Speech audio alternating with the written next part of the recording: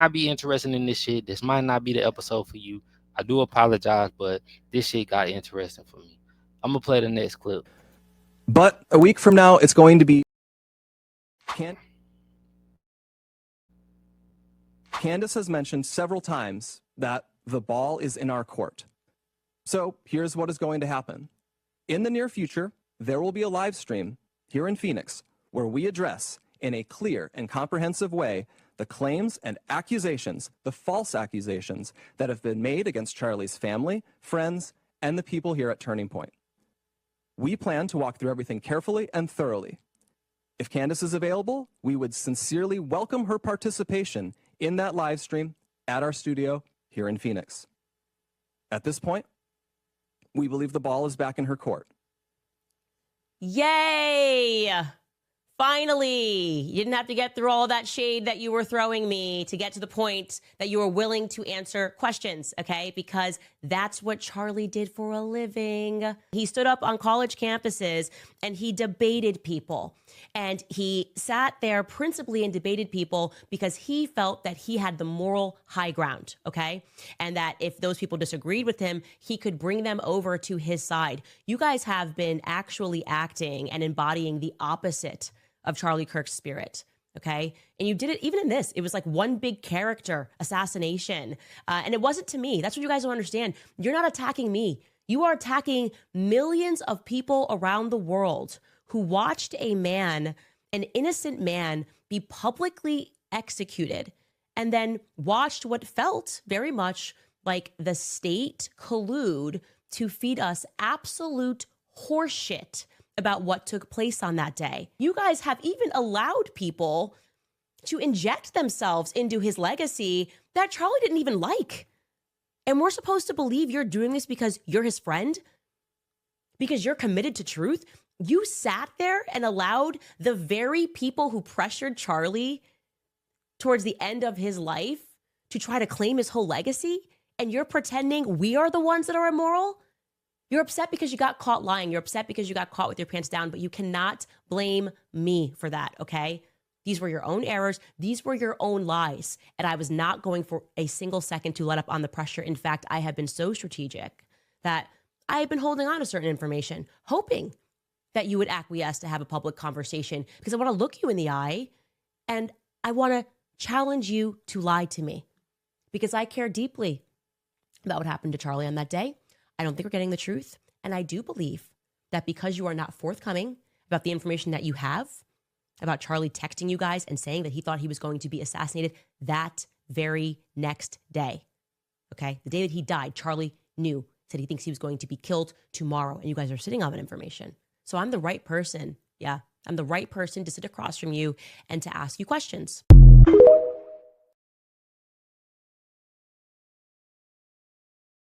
Gonna have that debate? Do you think Turning Point will actually have that debate? Two friends of Charlie Kirk, both people lying, one Candace saying that they have more information on who killed them. And do y'all think that Turning Point is working with the people that killed Charlie Kirk?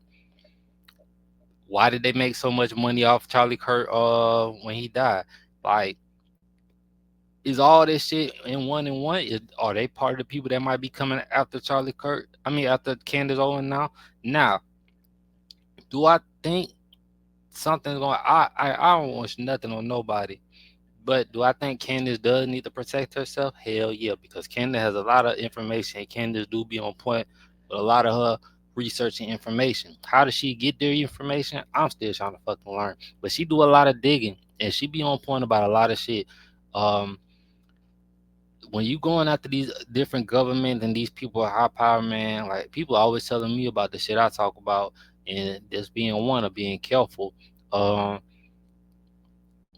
I guess when you have a purpose in life and you know what you are and your focus, you're willing to die for. You know, willing to die for that. Some people don't have nothing they're willing to stand for, and they probably fall for anything.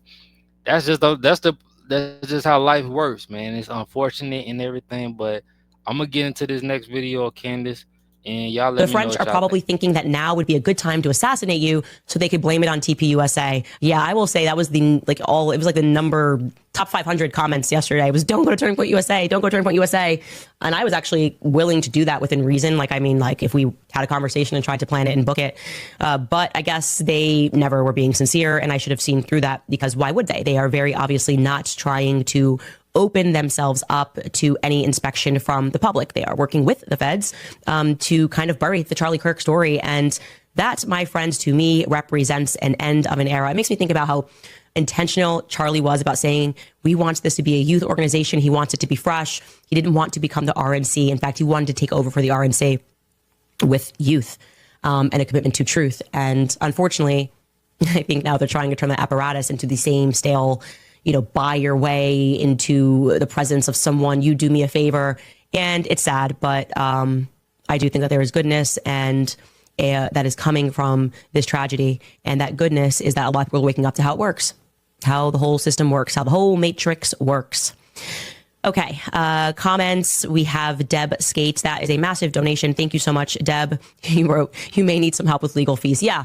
Also, Tyler Boyer, fun little update, sends a text or something. They're all just so insincere. I don't know, sent an email and was like, what's your lawyer's email? What do you mean, what is my lawyer's email? You guys have my lawyer's email. Like, we were in communication 2 days ago, right? Like, what are you talking about? That is like go speak to your employees and your lawyer. You know my lawyer's email. Everybody knows my lawyer is Noah. So send whatever you're going to send. I don't care. I'm not going to lie to the people. I said what I said and I meant it, okay? I'm sorry, guys. Do I have bad attitude today? Skylar, do I have a bad attitude today? He said, I never have a bad attitude. Thank you. I knew it. Yashira Sanchez writes, Candace, I pray for you every day. A lot of people are talking about you joining the TPUSA debate, but very few talk about the pressure and the risk that comes with your boldness. Please stay alert and stay protected. Your voice is important and your safety matters. Look, if something happens to me, really what I want to say to all of you guys is go Max. Like, all of you, everyone, let it never end. Let it never stop. Like, you be just as bold. I am telling you, it feels like when we are here on earth that this is it. Like, we just get 80 years. That is not true. Okay. Your ancestors knew that there was more. We are in this simulation where they have intentionally turned us into a godless society because they want you to be fearful and they want you to exchange your soul because they are of this earthly realm. You know what I mean? These are Satan's children. Obviously, these are Satan's children. And they work by making you feel fearful. And so you trade off and you go, okay, well, I just want to have money and be comfortable in this life right now. And so I'm willing to let badness happen. And I guess my kids are just going to inherit that badness and this world is just going to be run by pedophiles. And we can't do that. And that's why I say to you,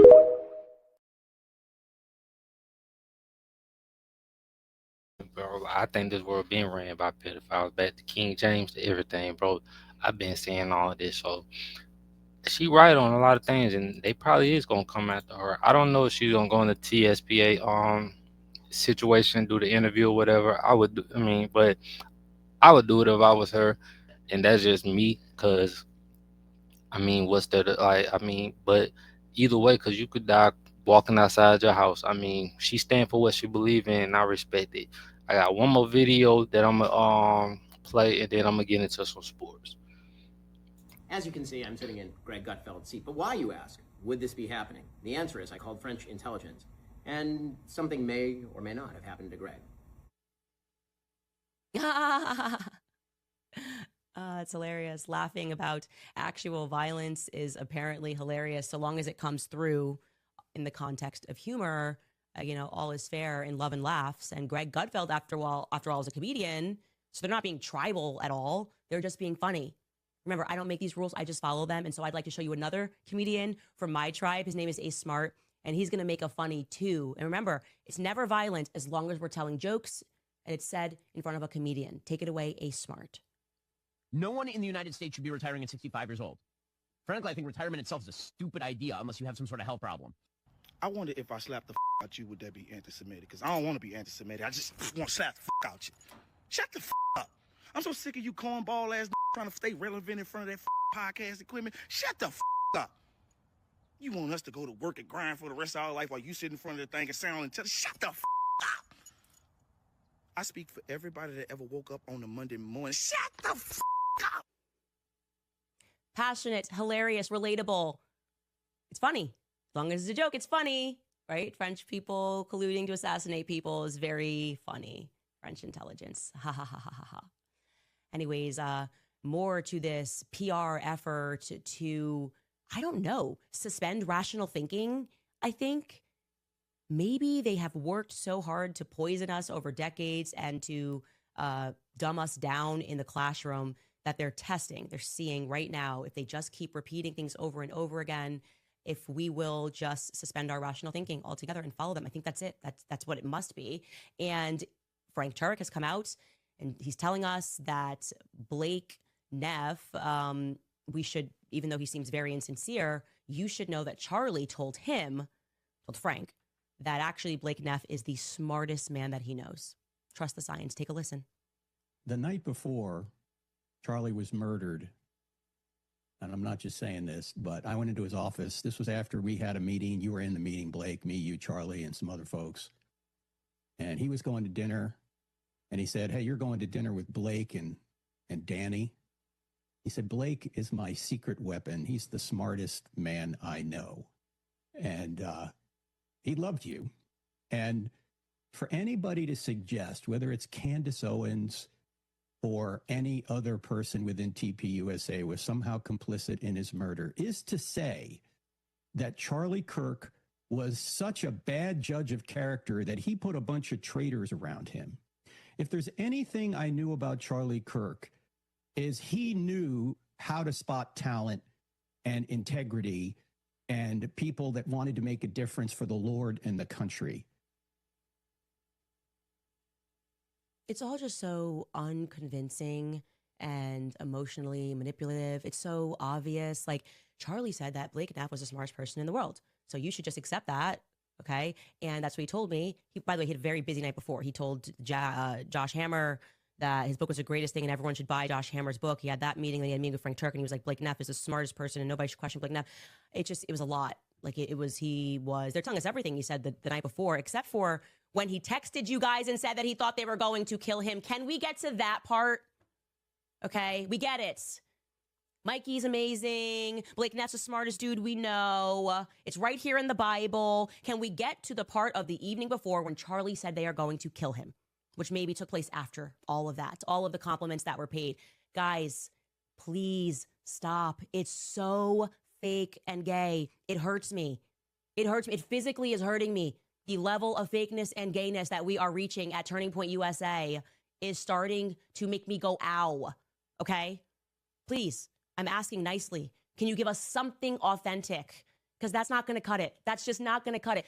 How dare you question the ghost of Charlie Kirk? Are you suggesting that Charlie could have possibly not had good judgment? Am I suggesting that I've maybe watched a lot of hours of IDTV and it seems like, yeah, it's a kind of a common theme that when people die, you should question the people closest to them? Actually, yeah, I am suggesting that it's like a very high percentage of murders that are committed by somebody else they know.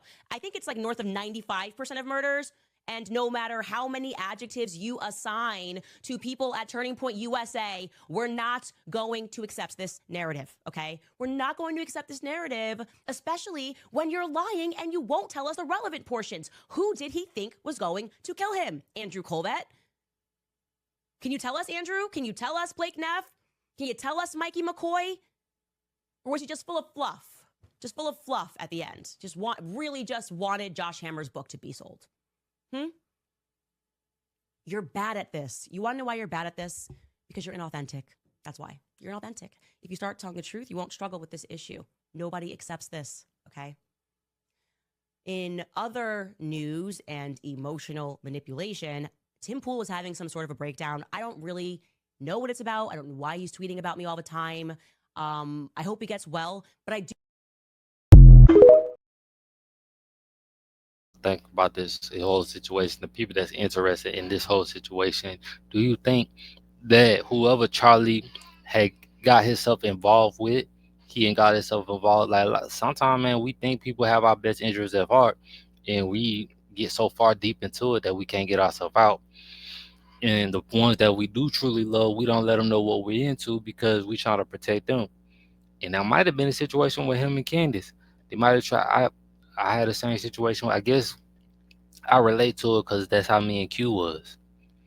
and we tried to protect each other for situations that we didn't want each other even having, because we already knew we already both of us had a lot going on. So I guess that's why it, it dawns on me that situation what she's going through, because I know what she's going through when it comes to not having the answers that you're looking for, and I still ain't got the answer for mine. And you got these fuck niggas in Clayton County, the DA, uh, Allen, LeVar Allen, the sheriff, not doing the motherfucking thing, not doing his job, but you can goddamn authorize Tom to do documentary in there and stuff like that to just show how terrible the Clayton County jail is, and just to think about my bro in there, and just think about all the shit we ain't been through, and just every fucking thing he used to tell me about the inside of that place, and look at it, bro. This shit, Clayton County is a shithole, bro. I just sent my daughter something the other day about a 15-year-old being murdered by another 16-year-old boy. And I tell her, bro, like, this is why I'm so overprotective, of y'all. This is why I don't trust nobody coming in this house. You want me to meet everybody. I ain't with none of that shit, because you got to be careful of who you let in your house, who you let around you. Just because a person grin and laugh in your face don't mean they mean your best interest at heart. Everything that look good ain't good for you, and everybody that's nice ain't don't have your best interest. You know what I mean? You gotta understand manipulators. You gotta understand the laws of 48 powers. You gotta understand how people will use things against you to get their own like to get their own to get what they're looking for. So you gotta be careful. Everybody ain't genuine. Everybody don't really have that genuine in them in their heart, man. So just be careful out here, and it's a dangerous